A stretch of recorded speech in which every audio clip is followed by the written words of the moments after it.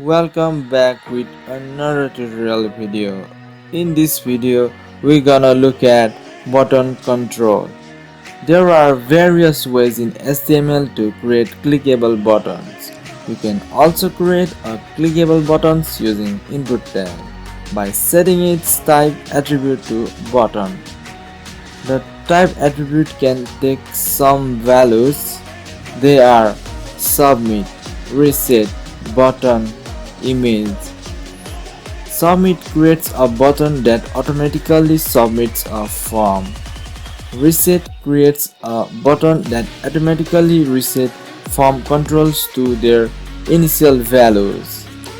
Button creates a button that is used to trigger a client-side script when the user clicks the button. Image creates a clickable button, but we can use an image as background of the button. Let's see an example.